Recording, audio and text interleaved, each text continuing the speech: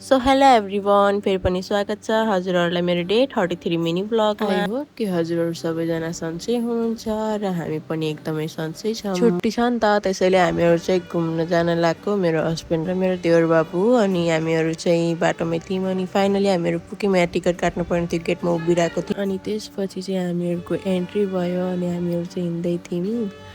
अनि म चाहिँ थाकेर अलिकति हिँड्दै अलिकति हिँड्दै बस्दै गरेर थिएँ। म धेरै थाकिसकेको थिएँ। अनि यहाँ चाहिँ मेरो हस्बेन्ड र देवर बाबु बसेर यहाँ माछा हेर्दै हुनुहुन्थ्यो। माछाहरू चाहिँ यस्तो दामी देखिरहेको थियो नि साथीहरू।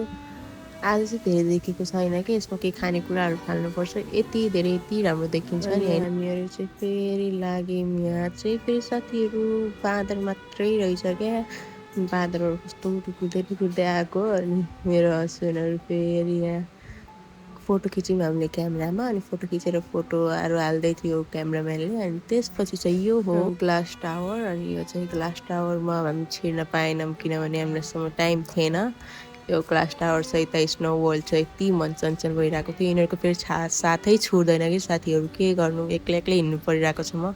अनि हामीलाई यता भोक लागिरहेको थियो। अनि मैले चाहिँ बडापाउ अनि मेरो हस्बेन्डले र देवर बाबुले चाहिँ दाबीले खाँदै हुनुहुन्थ्यो। साथीहरू मलाई भिडियो हेर्ने मान्छेले कि अस्ति एउटा दिदीले भन्नुभएको थियो, हजुरलाई मासु धेरै मनपर्छ क्या हो नि, हजुरले त खाएको मात्र भिडियो हाल्नु भएको हुन्छ भनेर भन्नुभएको थियो। अनि हामीहरूले यति खाएर आइसक्रिम खाएर हामीहरू चाहिँ लाग्यौँ रिभर फ्रन्टतिर। अनि हामीहरू चाहिँ ल त्यहाँ पनि गइदिउँ नि त, अब घुमिसक्यौँ के अरे भनेर हामी आएको थियौँ। अनि यहाँ चाहिँ रातिमा लाइट बल्छ क्या। अनि हामी चाहिँ गएर आउन लागेको बेला लाइट बलेको कि साथीहरू। यस्तो बनाउँथ्यो चाहिँ जहिले यस्तै हुन्छ।